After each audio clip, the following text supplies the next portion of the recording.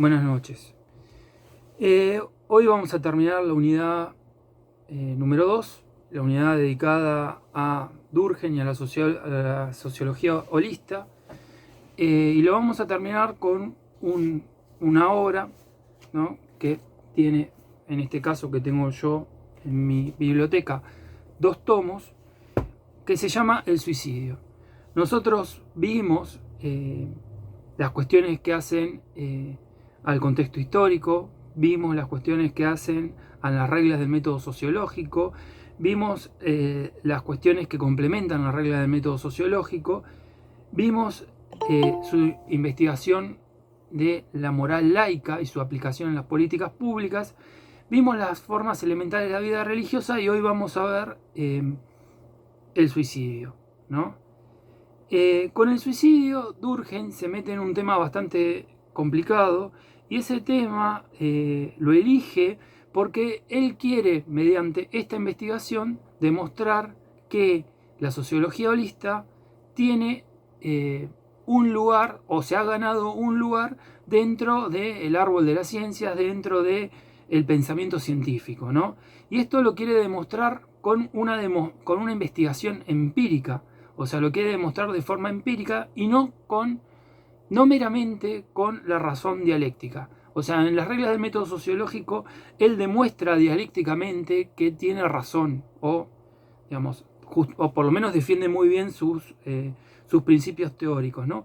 Pero acá no es solamente una defensa, sino que es ir por un fenómeno que está muy emparentado desde las teorías individualistas y en el sentido común con el individuo.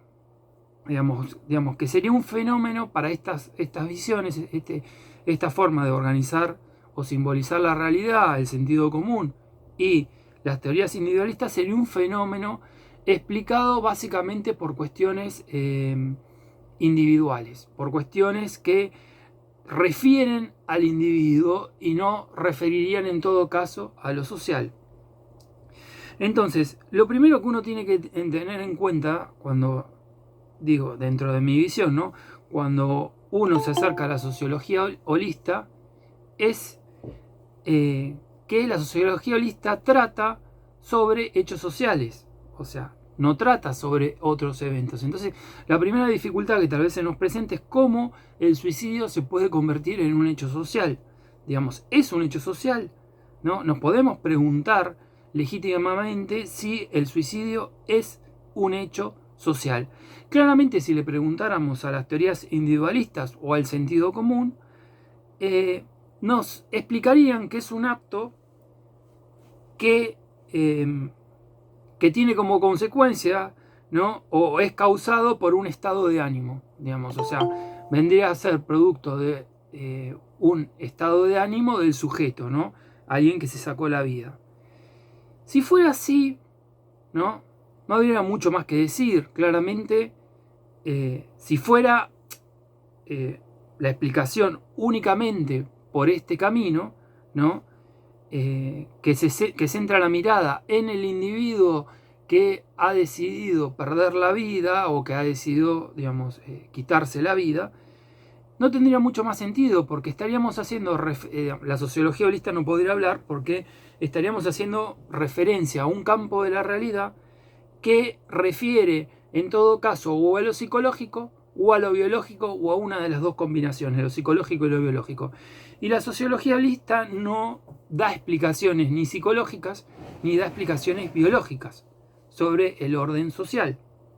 Es decir, trabaja en un plano de la realidad diferente, que le es propio, que, digamos, que por medio de la sociología tal cual la pergeñó Durkheim, conquistó un espacio para sí mismo. Digamos, reclamó un espacio de la realidad para sí mismo. Y ese espacio de la realidad es lo social. Entonces,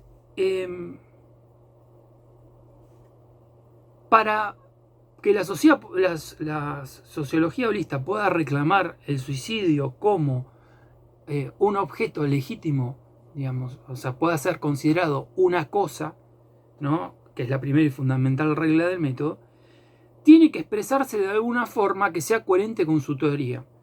Si no logra eso, no tiene sentido todo esto.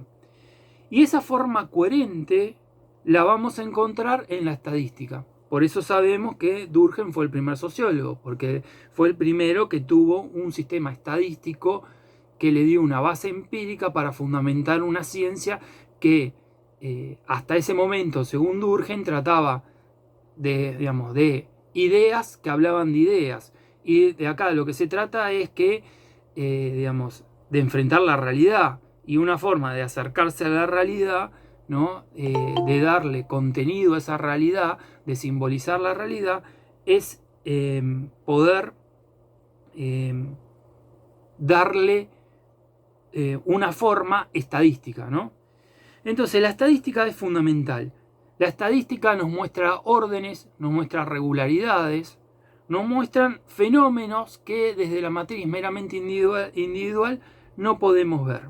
Entonces, si uno sigue el razonamiento que hace Durkheim, uno podría decir así: los suicidas son una ínfima minoría dentro de la sociedad, de la población, ¿no? A la vez se encuentran dispersos geográficamente, o sea, a eso le sumamos que realizan su acto de forma separada, es decir, se encuentran dispersos geográficamente, son poquitos, y encima realizan su acto de forma separada. Y además, para complicar más las cosas, para un enfoque sociológico, no se conocen entre sí, ¿no? Entonces tenemos 4 condiciones: poca población, dispersión geográfica, ¿no? Aislamiento de cada uno con respecto al otro, ¿no? Y desconocimiento de unos con el otro. Estas 4 condiciones tendrían que decir: bueno, bájese de acá, este no es su colectivo, este no lo lleva a donde usted quiere llegar. Pero Durkheim tiene un enfrentamiento, como ustedes saben, con académico, con los liberales y con los utilitaristas. Entonces, él no elige esto de modo sonso, sino que lo está eligiendo, el suicidio, porque está pretendiendo salir a jugar en la cancha de su rival, ¿no? Y no solamente salir a jugar en la cancha de rival, sino que le pretende ganar en su cancha, digamos, o sea, va por todo, o sea, ¿se entiende en esto? Entonces él dice: sí, todo esto es verdad, y todo esto en principio y en apariencia se haría imposible que la sociología tome esto como objeto. Pero yo me dediqué a estudiar la estadística y encontré que las cifras de suicidio año a año tienden a repetirse. Es decir, si tenemos una tasa de población que se suicida durante un año, lo más probable es que al año siguiente se repita y al próximo año se vuelva a repetir y así. ¿Cuándo encuentra Durkheim que varía? Cuando varían las condiciones sociales. Y esto no ocurre habitualmente. A ver, ustedes piensen que desde una sociedad como la Argentina, que está en constante crisis, es muy difícil pensar, que el año que viene va a ser igual a este, ¿no? Que a la vez fue igual al anterior y así. Pero en otras sociedades donde las condiciones de vida son más estables, ¿no? Los cambios son más notables para las personas, ¿no? O sea, entonces, ¿qué expresa que haya cifras que se repiten? Que hay un orden. Y si hay un orden, ese orden, como es estadístico y refiere a lo social, ¿no? Tiene que ser explicado sociológicamente. Como vamos a ver, esto implica aplicar la siguiente tanda de las reglas del método. Así como las reglas del método las aplicamos en las formas elementales de la vida religiosa de 2, 3 y 4, es decir, 1, 2, 3 y 4, ahora lo vamos a hacer. Usamos la 1, pero ahora vamos a ir a la 4, a la 3 y a la 2. Vamos a hacer el camino inverso. Así ya lo grabamos en nuestro esquema lógico cómo funciona esto. La cuarta regla del método refería a diferenciar el hecho social de sus manifestaciones individuales. ¿Qué significaba esto? Que ninguno de nosotros es el hecho social de modo completo, porque el hecho social vive en lo colectivo y no, en lo individual. Lo individual es una adaptación al hecho social. ¿Se entiende? Esto tenía que ver con que en lo social existe el fenómeno de combinación y la combinación produce una realidad nueva, ¿no? Entonces, esto puede decir, pero a ver, si yo quiero explicar el suicidio, estudio psicológicamente a cada uno, estudio médicamente a cada uno y ya está. Con eso sé por qué la gente se suicida, ¿no? Pero la cifra estadística no es una simple suma de suicidios, ¿no? No es una simple, digamos, no es en la simple suma que vamos a encontrar esta regularidad, ¿no? Y esto nos va a llevar después a a las prenociones. Es decir, el suicidio no se puede, o no se debe, mejor dicho, se puede porque si uno está haciendo hincapié en otro nivel de la realidad, claramente lo puede hacer, pero no lo podría explicar sociológicamente por otro espacio que no fuera el sociológico. Es decir, si lo vamos a explicar biológicamente, lo explicamos biológicamente, pero no podemos explicar un orden social a través de la biología, no podemos explicar un orden social a través de la psicología, ¿no? En esto Durkheim es muy fuerte porque él está reclamando, digamos, o sea, está diciendo, esto es mío, ¿no? Esto es mío. Esto es de la ciencia que yo defiendo, la ciencia que yo, estoy llevando adelante, ¿no? Entonces hace un gran esfuerzo por diferenciar a lo social de otros espacios de la realidad. Entonces, sociológicamente el suicidio no se debe explicar como un simple conjunto de actos aislados. La estadística nos va a ayudar en esta idea de no explicarlo como una simple un conjunto de actos aislados. ¿Por qué? Porque la estadística nos va a permitir descubrir un conjunto que tiene una individualidad y una naturaleza propia, ¿no? El conjunto justamente está descubriendo el hecho social. El hecho social sabemos que lo descubríamos de dos maneras, o sea, yendo en contra del hecho social y en la sanción, ¿no? Que produce ese ir en contra del hecho social, pero también lo descubríamos básicamente por medio de la estadística, ¿no? Donde hay una regularidad estadística vamos a encontrar un hecho social, ¿no? Entonces, este conjunto que podemos observar estadísticamente es un hecho que Durkheim llama sui generis, como la vieja banda de Charly García, bueno, sui generis. Ese nombre significa de su propio género. Una locución latina, si se dice así, ¿no? Que significa de su propio género. Es decir, este conjunto que estamos observando estadísticamente es algo que tiene, su propio contenido, su naturaleza propia, su propia individualidad. Y sabemos que como subregla de esta cuarta regla, un hecho social solamente puede ser explicado por otro hecho social. Por lo tanto, ya estamos descartando los motivos psicológicos, estamos descartando los motivos biológicos, y sabiendo que la sociología holista busca explicar causa y función de los hechos sociales, uno debe explicarlo, debe crear una explicación, debe producir, desarrollar una explicación que se atenga a la metodología que está proponiendo Durkheim, ¿no? Y que siempre tenga en cuenta que uno no puede recurrir a otro espacio de la realidad para explicar los hechos sociales. Es decir, esto se debe explicar en función de otro hecho social. Tercera regla del método. No sé si hasta se entendió, tienen alguna duda. Tercera regla del método, ¿no? Es bastante larga la tercera regla, ¿no? Pero básicamente, sintetizándola, hay que definir la cosa que uno va a estudiar, ¿no? En base a características exteriores de esa cosa. Cosa siempre sabemos entre comillas porque, en este caso, las cifras estadísticas del suicidio, ¿no? No son una cosa, no son un objeto. Un objeto es un vaso, ¿no?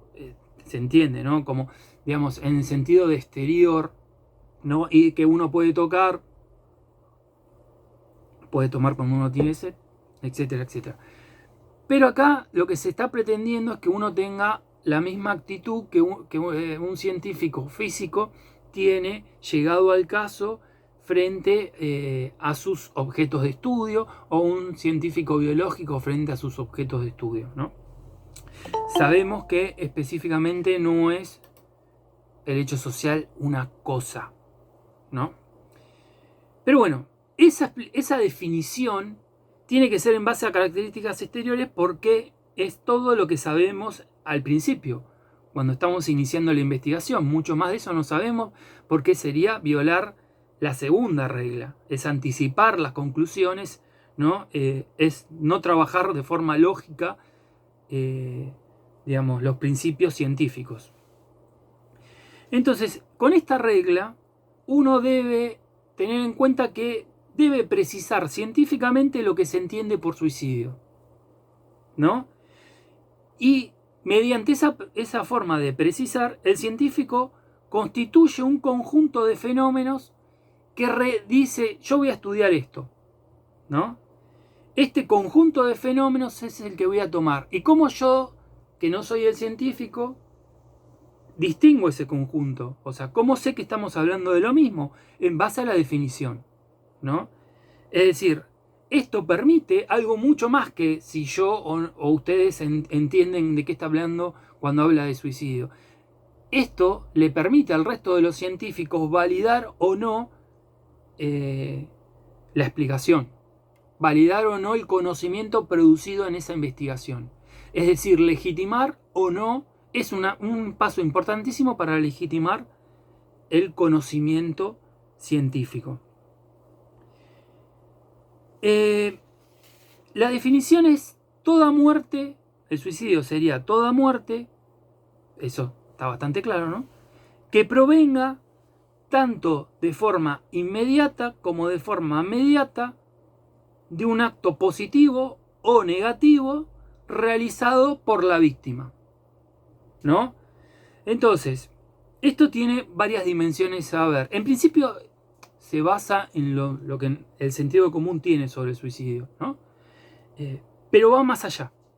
Supone eso que el sentido común tiene de una conducta que lleva al suicidio, ¿no? De un acto que lleva al suicidio, pero tiene una serie de implicancias más complejas, ¿no?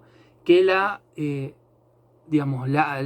vuelve mucho más puntual, ¿no? Es decir, le está dando características que hace que uno no se pierda después, ¿no? Y son perfectamente coherentes con la tipología que después vamos a ver de los suicidios que hace Durkheim. Él dice: entre las diversas clases de muerte hay algunas que son consecuencias o son producto, son producto de acciones que realiza la propia víctima, ¿no? Es decir, la padece quien la ejecuta. Hasta ahí vamos como en el sentido común, ¿no? Porque otra forma sería un homicidio, un femicidio, cualquier otra forma de quitar la vida, pero sería a otro, ¿no? O a otra, como sea. En este caso, quien dice, padece la acción es quien la ejecuta, ¿no? Hasta ahí vamos bastante bien con el sentido común. Pero acá la empieza a complicar para nuestro sentido común. Cuando dice tanto de forma, un acto positivo o un acto negativo, ¿no? Él está diciendo que los detalles materiales de la acción que lleva a la muerte puede ser desde una acción positiva, que es la que todos tenemos en mente cuando pensamos en un suicidio, una acción que produce la muerte, o sea, positiva no de bueno, sino, de realizar algo, ¿no? Para acabar su vida. A menudo esas formas son violentas, ¿no? Una acción positiva. Pero él dice, pero en realidad hay otra forma de suicidarse, que es la simple abstención. Es decir, no hacer. Esta es la famosa forma negativa, ¿no? ¿Por qué? Porque él dice, a ver, todos imaginamos cómo es el suicidio, pero dice, ¿y por qué un soldado que da la vida se queda cubriendo la retaguardia sabiendo que casi seguro va a morir, ¿no? ¿Por qué vamos a considerar esa muerte diferente a alguien que haga lo que ustedes saben, ¿no? ¿O por qué un mártir que decide no abjurar de su fe,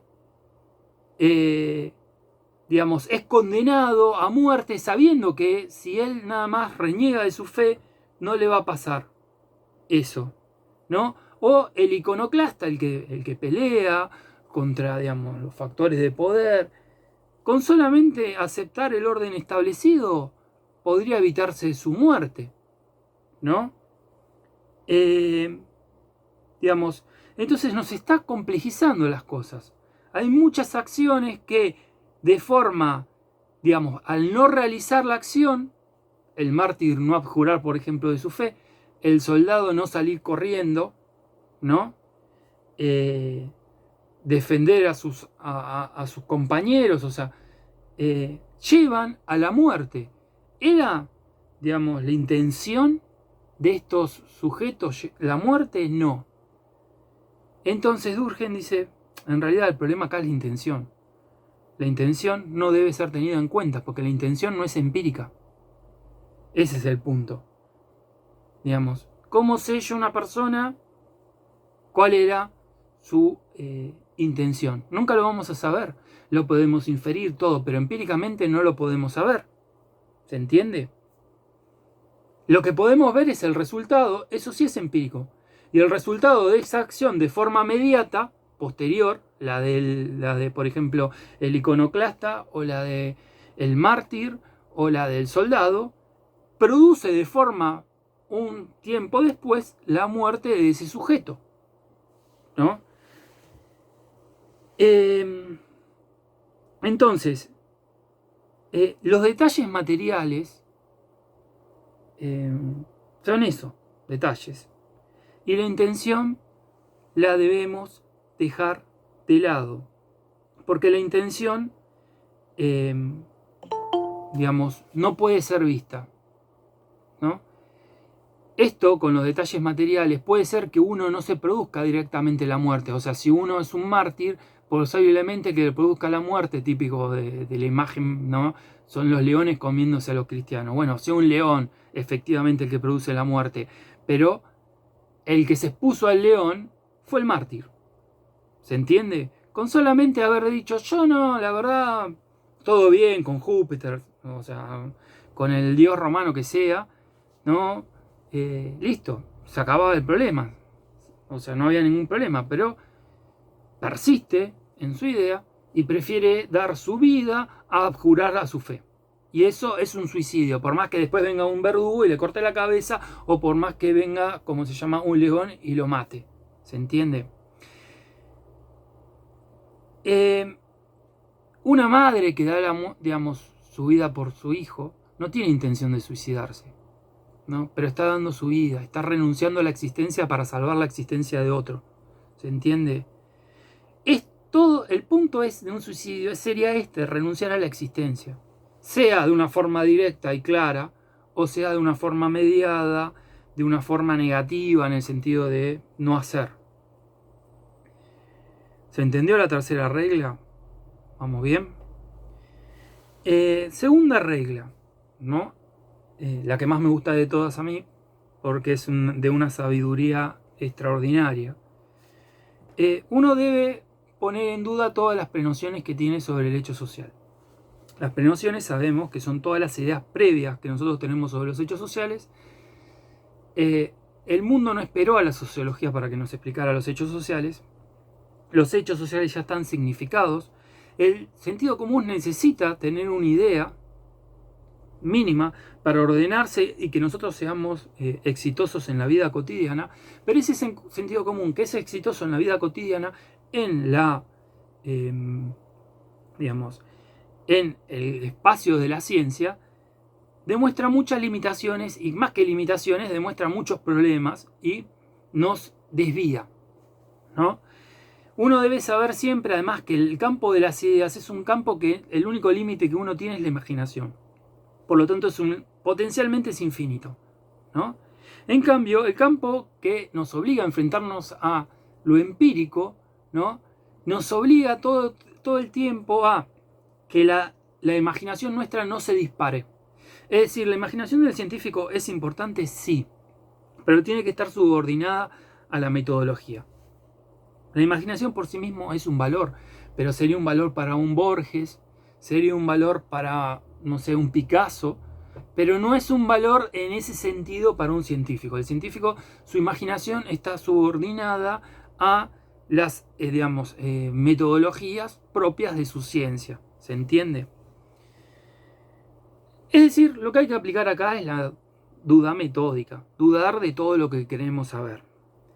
Entonces yo anoté 4 prenociones que como mínimo aparecen en la lectura según mi visión, ¿no? Siempre es una visión sesgada en el sentido que yo soy un individuo, tengo mis limitaciones, etcétera, etcétera, y que tenemos un tiempo muy corto para dar clase, o sea, con todas las limitaciones que tenemos, o sea, ¿se entiende? La primera prenoción es que el suicidio se explicaría aparentemente, según esta prenoción, según la situación externa de la gente. Y cuando digo según la situación externa de la gente, estoy diciendo que la supuesta explicación tendría que ser, bueno, este tuvo problemas familiares, este sujeto, tuvo una decepción de amor, ¿no? Alguna enfermedad que no la pudo soportar y decidió suicidarse. Se reprochaba alguna falta moral, típico, ¿no?, del harakiri japonés, ¿no? Digamos, para alabares o por no aguantar, digamos, la presión que siente el sujeto sobre sí mismo por haber roto algo moralmente, se suicida. ¿Cuál es el problema de esta prenoción? El problema es que la situación exterior de la gente, por lo menos estas 4, pero hay más, ¿no? Problemas familiares, decepciones de amor, enfermedad, falta moral, etc., tiene una frecuencia estable, estadísticamente hablando, en la sociedad, ¿no? Es decir, es estable, ¿no? Y acá estamos introduciendo el método comparado, que en un rato lo vamos a ver más ampliado, más en toda su potencialidad. El método comparado supone, digamos, utilizar un método que evita o que reemplaza al ensayo de laboratorio, porque en las ciencias sociales no se puede hacer ensayos de laboratorio. El método comparado acá lo vamos a ver a nivel estadístico, pero también lo vamos a ver a nivel histórico, ¿no? O sea, y vamos a ver dimensiones cuantitativas, ¿no?, digamos, que expresan números, y dimensiones cualitativas, que expresan cualidades de lo que estamos observando, ¿no?, gracias al método comparado. En esto también lo vamos a ver en Weber. El método comparado es fundamental para las ciencias sociales. Y como la gran mayoría de ustedes están ligados a lo humanístico, ¿no?, sépanlo, subrayénselo. El método comparado es fundamental, ¿no? Entonces, el método comparado le da que mientras la frecuencia de estadística de todas estas cuestiones que afectan a la gente es estable, el suicidio en ciertos momentos tiende a variar, ¿no? Tiende a cambiar, puede aumentar o disminuir además, digamos. Es decir, cuando uno ve una curva y ve la otra curva, no encuentra relación, no hay relación, como algo que se mantiene estable y la otra sube, baja, o se mantiene estable, sube, baja, ¿no? O sea, ¿se entiende? O sea, digamos, no hay una regularidad entre un espacio y el otro. ¿Esto qué es? A ver, que sean condiciones importantes al momento de que una persona se saque la vida, todas estas, nadie lo duda, ¿no? Pero esto no prueba que es la explicación causal a nivel sociológico. Entonces, ¿se entiende la diferencia?